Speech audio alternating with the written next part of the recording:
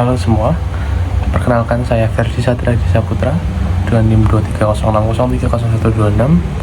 Saya adalah mahasiswa ilmu keolahragaan Fakultas Ilmu Keolahragaan Universitas Negeri Semarang.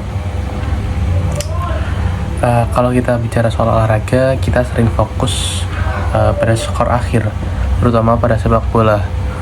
Tapi di balik 90 menit itu ada perang lain yang terjadi, yaitu perang persepsi. Itulah yang kita sebut sebagai strategic sport communication. Secara komprehensif, komunikasi olahraga strategis adalah penggunaan komunikasi secara sengaja oleh sebuah organisasi untuk mencapai tujuannya. Ini bukan soal sebuah organisasi memposting di Instagram, Twitter, Facebook ataupun media sosial yang lainnya, tapi soal manajemen reputasi, hubungan pemangku, kepentingan, dan pembangunan merek.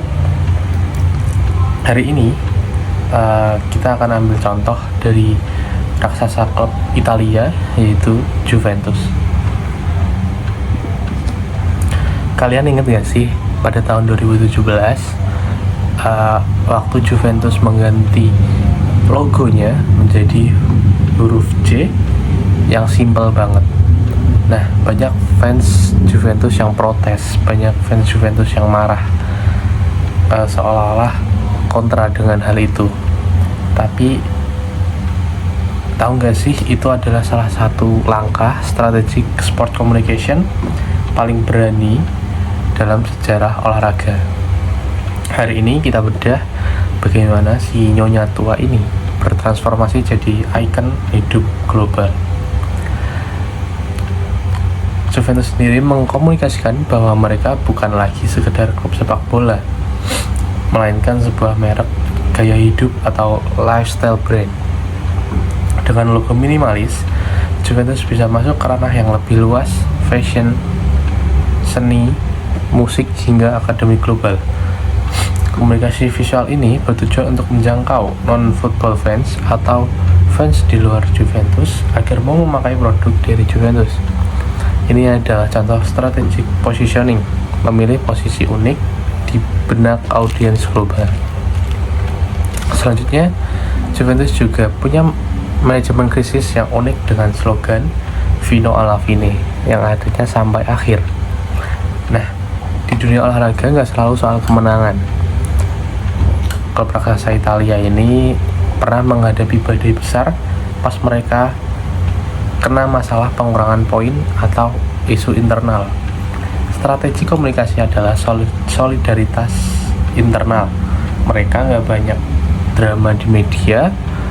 Sebaliknya, mereka memproduksi konten yang menunjukkan kebersamaan pemain, sejarah klub yang tangguh, dan bahkan mentalitas pantang menyerah.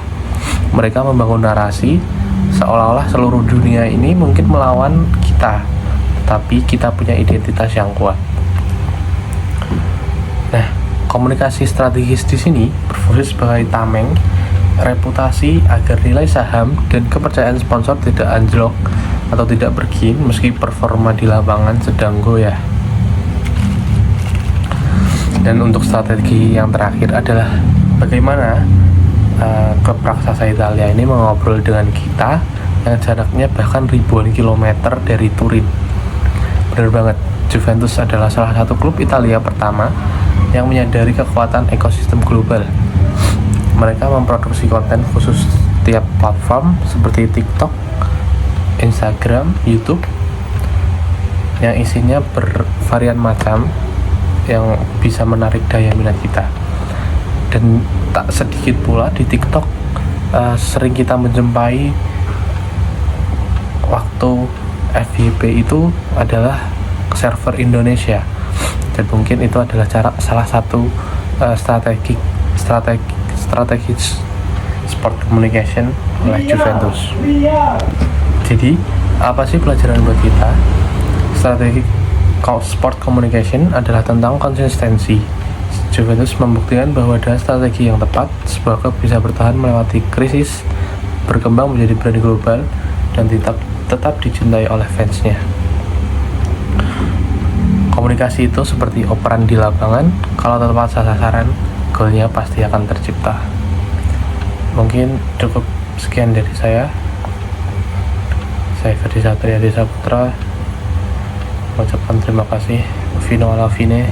Wassalamualaikum warahmatullahi wabarakatuh.